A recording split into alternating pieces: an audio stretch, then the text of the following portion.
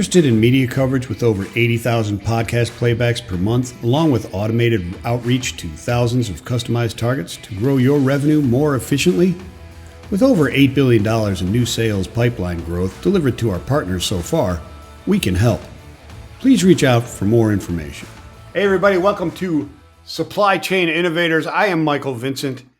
He is Michael Campese, and we just figured out that we met before, dude, in Chicagoland, except it was snowing, so we couldn't really go to Al's Beef or Portillo's or anything like that. But it was a number of years ago. But you're CEO, right? No. Chief Marketing and Experience Officer. Estes Forwarding Worldwide is what is EFW. I don't want that kind of responsibility. No. Yeah, you don't need that headache. You just don't want it, do you? That's right.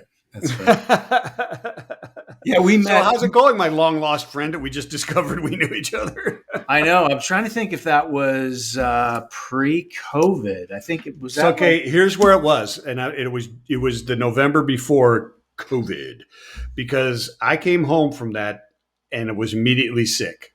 Oh yeah. I was sick for like 4 days, like about to die. Went to the doctor and was told there's a really bad, strange flu strain going around.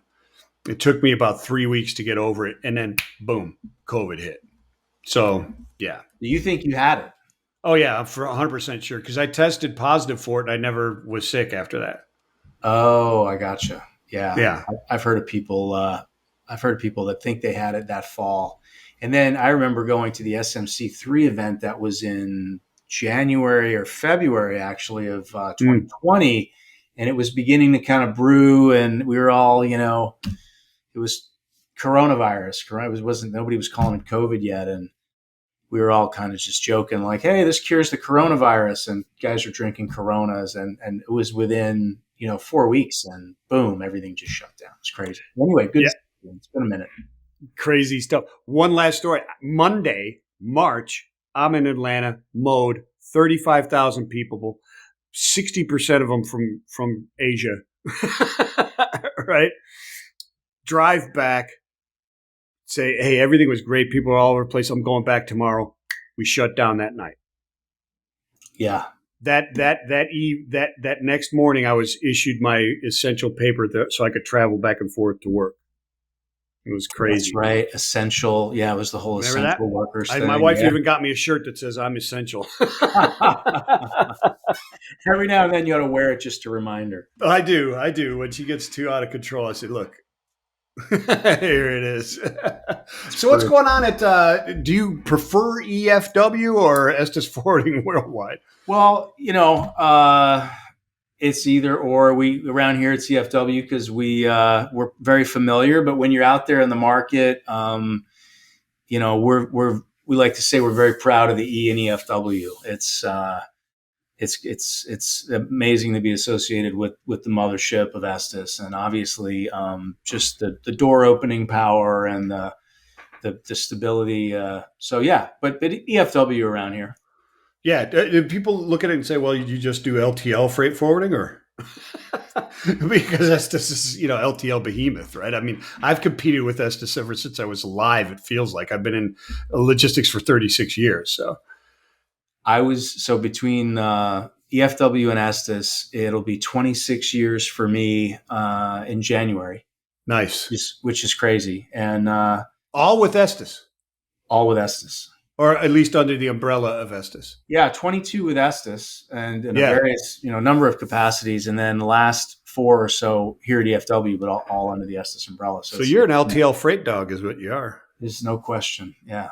No question. Although the last 4, I've learned a lot about I like to say that EFW exists to deal with what's not nutritious for the Estes LTL network, right? I mean, that machine, any LTL network, there's certain things that work really well and certain things that maybe don't work so well.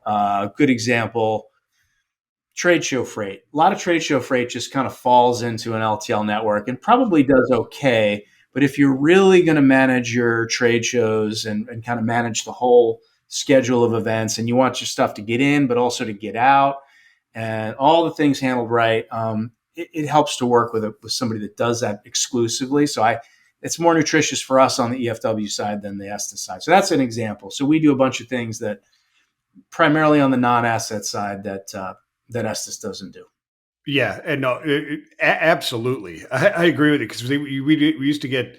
I started I cut my teeth at Roadway Express for 12 years. I saw that. Listen, the best of the best out there in the industry these days came from Roadway. I know a number of folks that came through that program. Yeah, well, their training program was the training program to the industry, basically, right? I mean, everybody just stole their supervisors and stuff when they came out. But yeah, I get it. I know exactly what you said. We used to call ugly freight, and then there's no ugly freight, just poorly priced freight. And I would argue, I don't know, some of that freight you can't price yourself into operational efficiencies. I think Yellow probably heard figured that out. And Old Dominion, I think, and Estes to a certain degree figured out how to efficiently embargo freight through pricing, if you will. Yeah. Yeah, I think every carrier has, and again, the whole ugly freight concept. It's another way to look at it. This whole this nutritional value of freight. It's like it may not be some of it's not nutritious for an LTL provider at all. Some of it may be nutritious for Old Dominion, but it's not for XPO. And then 100%. Yeah, so like finding the right home, it's not always about price. I mean, ultimately, that's usually the most important component, and can you make money doing it? But there's just some stuff that it doesn't load well. It's like an old boss told me one time, and I don't even want to reveal the commodity because there are probably people listening that are in this business. But I went out and I got this. This was my first LTL sales job, and I was with this little carrier in Phoenix, Arizona. And I was so excited. I made like 5 sales calls, and I came back with a piece of business, right? I was like, I got this new account, and it's awesome. And my boss looked at me, and he's like, yeah, he goes, we're not going to handle that. He said, there's some freight that is a productivity killer. And he said, there's some freight that is, I think he said like a financial killer. He says that freight is a morale killer. When that hits the dock, everybody just wants to go home after they've touched it. So this freight probably belonged on a flatbed and maybe with some straps around it instead of being kind of swung onto the back of an LTL trailer. Yeah, no, I remember the break bulk docks in Toledo, and we had specific trailers where we were calling the union shop to bring in casual labor. For sure. That's a casual load right there. Yeah. Solder woodworking, a 48-footer coming into the thing, and there'd be 75,000 pounds on that sucker. You know what I mean? All the desks collapsed down and stuff. Oh my gosh. Terrible. I remember the days, working in a big terminal and a number of different reps. You'd have like 4 or 5 reps in the terminal, and we'd have a day where you walked the dock as a rep, and you're almost kind of a W&I person, but you were looking for bad freight. You were looking for ugly freight. It didn't have to be yours. So if you and I were both, reps in the same terminal, we'd be like, hey, let's go easy on each other here. Your job was to go out there and spot ugly freight and then come in and go, I don't know about this. I don't know about that. So it was the craziest exercise, really. Yeah. Just forget about that. I'll buy you a beer later. Right. I'm not going to make quota if you get rid of that freight. The other odd thing that I remember early in my LTL career, my first LTL sales job, on Mondays, we stayed in and collected on our own accounts. We were collectors on Mondays. Oh yeah. Literally like aging report. We did nothing else. We made no sales calls. We stayed in. We all went to lunch together, and then the selling started on Tuesday. It was really crazy, but got to know the AR of my accounts for sure. Yeah, 20% of your time was accounts receivable. But you know what? It wasn't really, and you'd think, well, you're ruining. There's 20% of your productivity from your rep gone, right? But I'm not sure that was exactly true. I think it was a pretty good exercise, actually. Yeah. Well, it takes a lot of you build some some communication capabilities and some muscles, maybe, that when you got to call somebody, the same person you're taking a lunch and trying to get their business, and you've got to have that conversation about past due receivables. It's a little delicate. You develop a little bit of a skill that I think is probably good and probably strengthens a relationship. Yeah, fantastic. Because otherwise, you get a terminal manager like me who would call them up and say, "Hey, I'm going to the courthouse. I can stop by and get a check if you'd like me to." And Oh, they'd wow, say, "Well, I'm going to use your." Either be like, "Well, I'm never shipping to you again." I said, "Please, let me give you the number for ABF or Yellow. I'm sure they'd love to haul your freight for free, and I would love nothing more than my competition to haul your freight for free."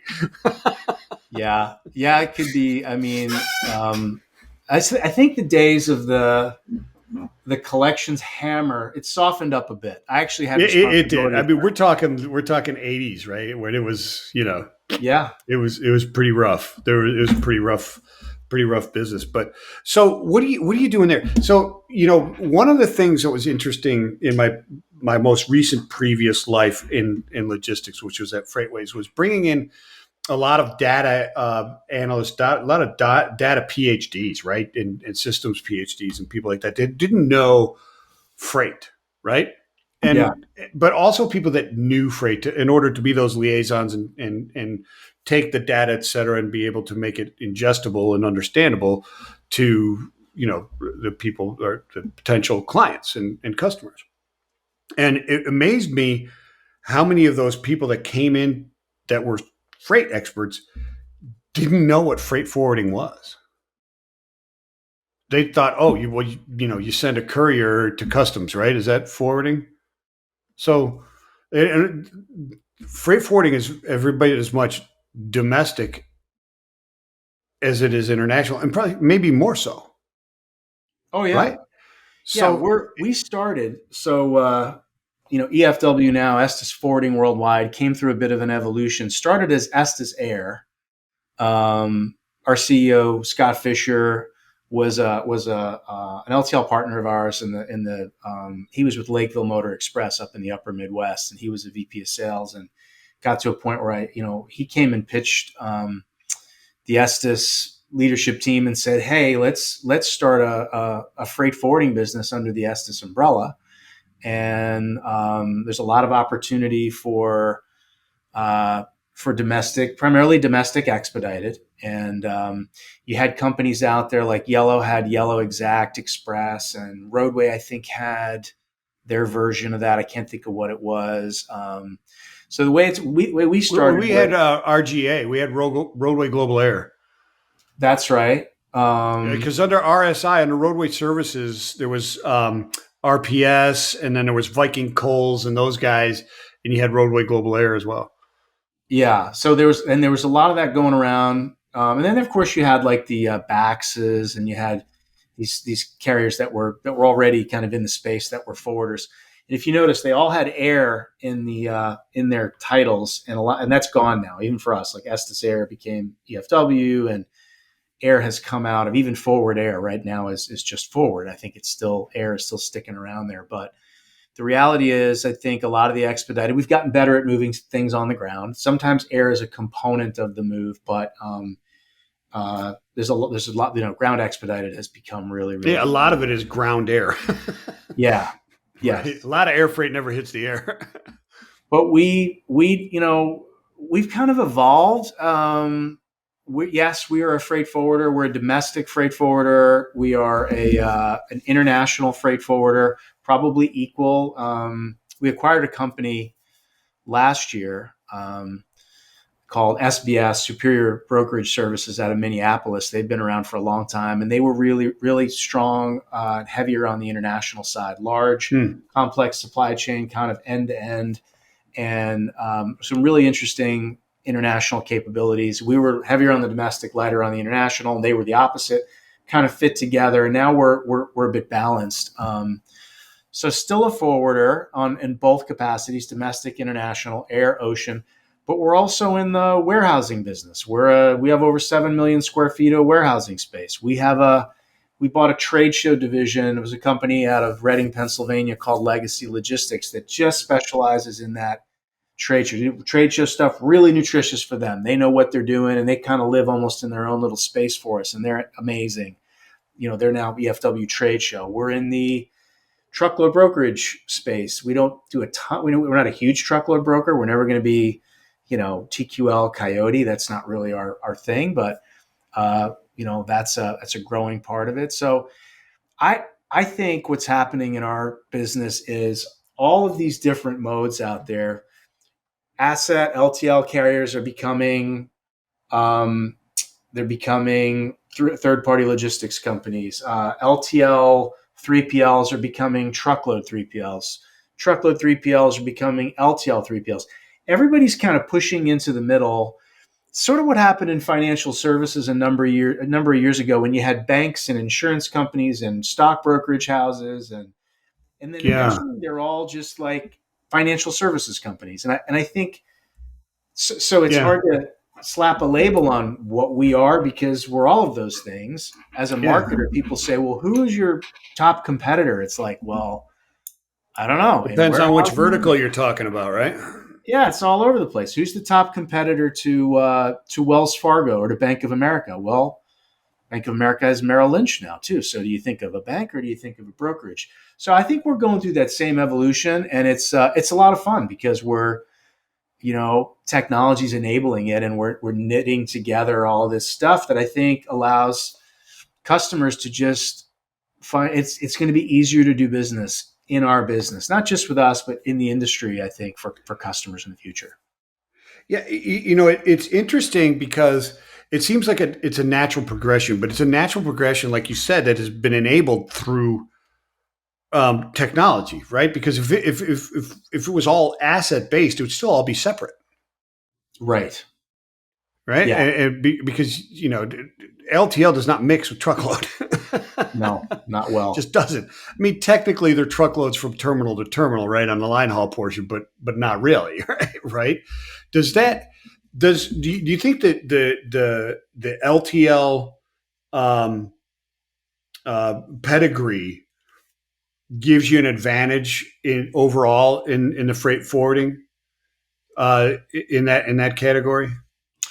I think I Just because of the think complexities between well, of the two. I think what gives us an advantage, part of it's LTL, part of it's just Estes, right? So, 90, I forget what it is, 1931, but 90 something year old company, debt free, fourth generation of family leadership, rock solid, core values are rock solid. I mean, been growing, just been clicking up the ladder. Kind of, it's almost like the tortoise and the hare, right? We've seen a lot of our competitors over the years kind of flame out, and Estes has just kept, slow and steady and living within, our means, and just done a really good job of kind of getting to where we are. And in the process, I think has really developed a lot of trust in the industry and a really strong brand for Mm. strength, quality.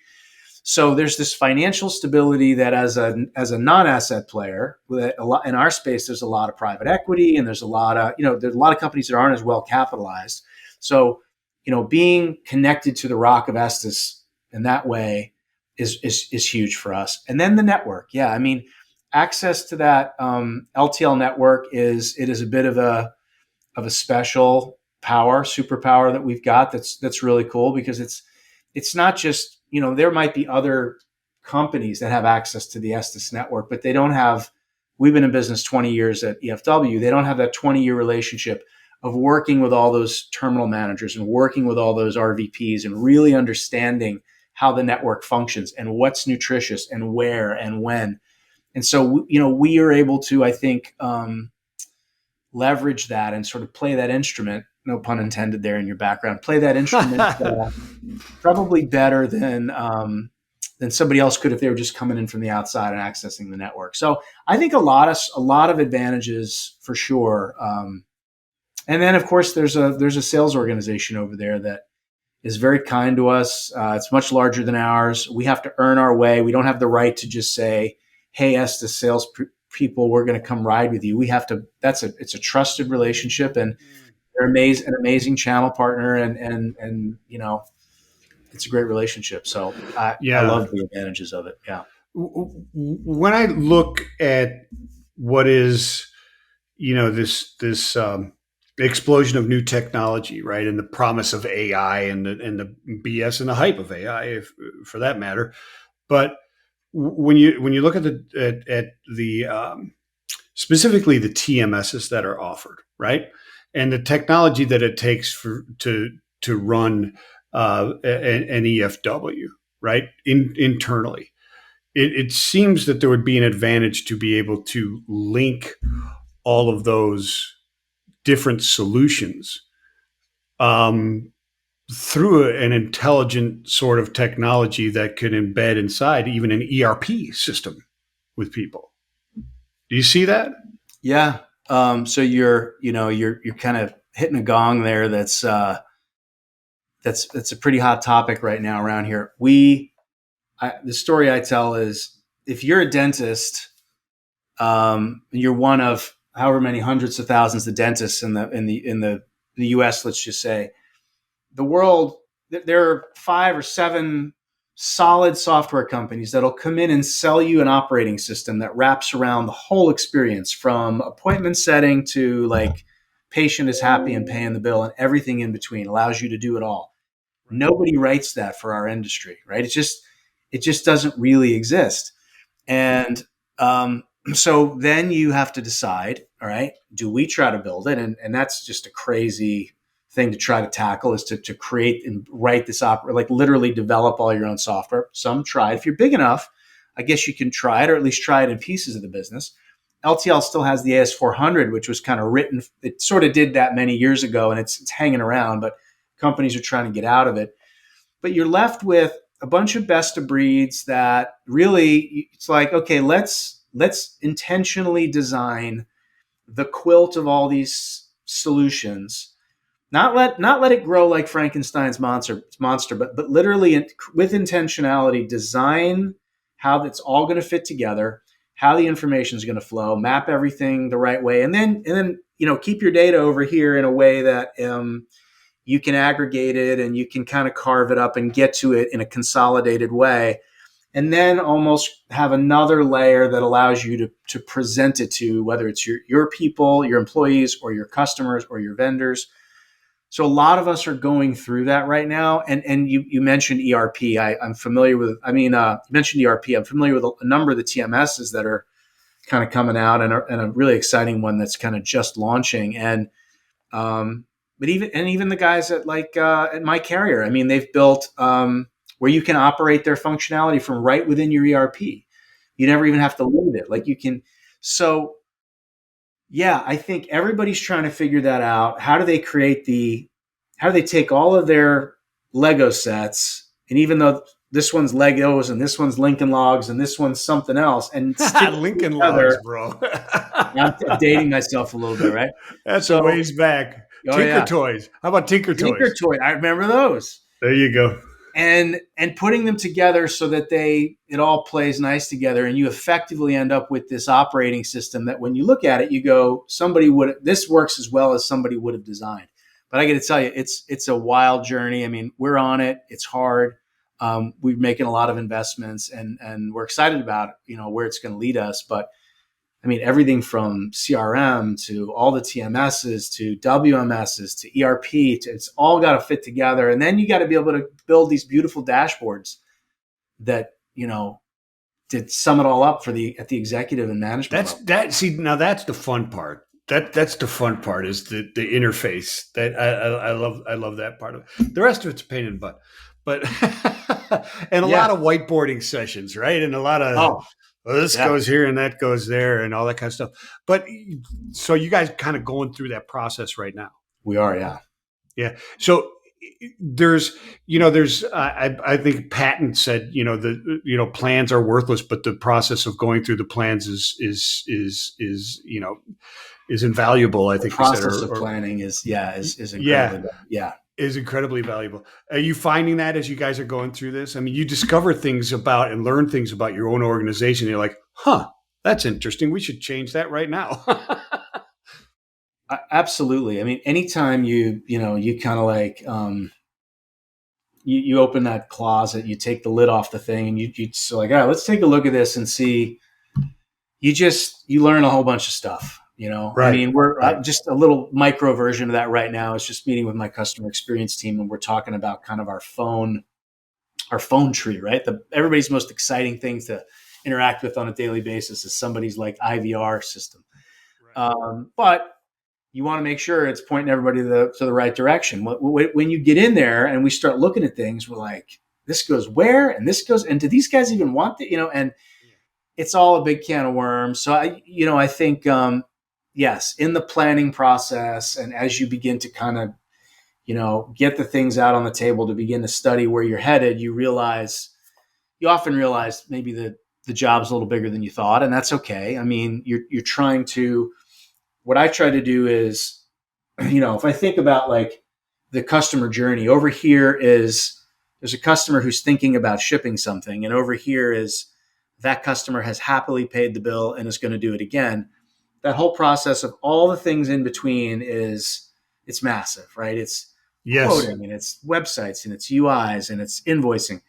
But if we can just take a piece of it and go, where are the hot spots? Let's take a piece of it. Let's take that out of the chain and put it on the table, kind of dissect it and improve that.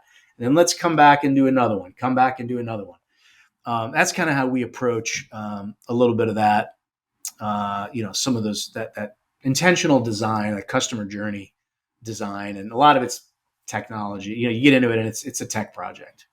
Yeah, it really is. That's absolutely brilliant. Our dude, 26 minutes flew. Just like that. Yeah. What's new on the horizon, brother? What do you see? And if you can't talk about it, what do you see in the industry? What's your trend? On the horizon, I think I do think the point I made earlier about this convergence. I think we're going to see more of that. I do think we're going to see a lot more innovation and some fun stuff happen in the LTL space. There are some providers out there that are kind of linking together and joining forces and will become additional national carriers. I mean, building an LTL carrier is it's a capital intensive proposition, so it's a hard business to enter. But there's some folks that are kind of clicking together and I think gonna present as unified LTL carriers. I think that space from an investment perspective is still very exciting for the street, right? Like Wall Street still likes LTL. It's still, I think YRC's departure really helped that, remove some capacity. So they've been on the healthier side. On the forwarding side, I think forwarders beginning to look more like third-party logistics companies. I'm seeing third-party logistics companies build forwarding capabilities. Companies like TQL that are trying to get in the forwarding space, but trying to get bigger. I think more investment. I think investment dollars slowed down a little bit into our space, but it's still a great place. There's so much, but it was at such a frenzy, dude. Yeah, it was crazy, but so I think it got level set, but it's still just such a great space for people to come in, and there's so many great solutions. They're going to be winners. AI, I mean, so AI is interesting. There's some people that go, it's just a buzzword. It's been around forever. Like everybody's got AI. Like, and then there's people that go, no, you don't understand. This is going to hit you over the head like a club, and you're not going to know what happened. And it's the power is almost hard to conceive, like hard to conceptualize. I really do see that having such a huge impact in our industry. We are such a data intensive industry. I mean, you came out of it on the FreightWave side and the sonar product and all that. But I mean, a company like Estes, who's doing tens of millions of shipments a year, think about the data associated with that, and think about that in the whole kind of LTL ecosystem, and think about people that maybe have access to it. There's a bunch of providers out there, a bunch of or innovators that are trying to access that data and put it together and make sense of it, and then let AI kind of add it for us to treat, ultimately what I love about it, to treat customers better, to learn things about the freight, make better freight decisions, make better, service decisions. I mean, there's just this whole world of opportunity with AI and what it can do. So I love the idea of I like when I hear people say, "Hey, we got AI in our solution." I'm always like, is it the real AI or is it just like a little bit of machine learning or whatever? But I think that's going to be huge. It's going to be a game changer in the next 3 years. 100% agree with you. And I think some of these people powered by AI will actually be true in some cases. Because right now you're right. It's just some fancy machine learning or whatever. But there's no, but yeah, I think it's tremendous. I think AI just in general in the workplace is unreal. Just think of the possibilities of, like you said, you're meeting with your customer success team, right? And in a boardroom that is equipped with the future of AI. Imagine how productive you can be with just there, right? With how the interaction with technology will change completely with that AI and how efficient that meeting can then become. Because you're a C-level officer. You're looking in this meeting and there's 10 people there. You better be productive because it's a lot of money you're spending right there. And you can action AI in natural language, right? These are natural language models. You can sort of speak to it and tell it what you want it to do. It's like, hey, go look at this and find me, things I should be worried about as it relates to risk or service, on time performance or profitability or whatever, and it come out in a digestible manner. There's a guy out there who's a friend of mine. I think you know him too. It's Curtis Garrett, and he's always got some. Oh yeah, he's fantastic. Love Curtis. He just in this space or in the LTL space, but even in just, you can apply his stuff to anywhere in logistics. But he's so passionate about LTL, and it's become a great voice in the industry. But he and I talk all the time about all of this stuff just yielding a better experience for the customer. I mean, all of these innovations, all of these things, they're going to be winners and losers. I don't call them losers, just some that didn't win or didn't make the, there's Google and Yahoo. Yahoo's still hanging around. It's a different animal than what Google is, right? But it's become something different. There's going to be the equivalent to that in all these technologies, but ultimately it's going to, I think it's going to make a much better experience for shippers, carriers, 3PLs, going forward. It's just that's what's exciting to me. Just seeing what that might look like. It really is. Mike, I really, really appreciate you taking the time to have this talk with me, especially after our last meeting went. No, I appreciate years ago. I thought it went just fine. It was, we were on different pages, but that's okay. But I appreciate the invite. This has been amazing, and my pleasure. Thank you very much. And thank you everybody for tuning into Supply Chain Influencers. I'm Mike Vincent. He's Michael Campese. And hey man, God bless you and peace and love, everybody. Bye guys.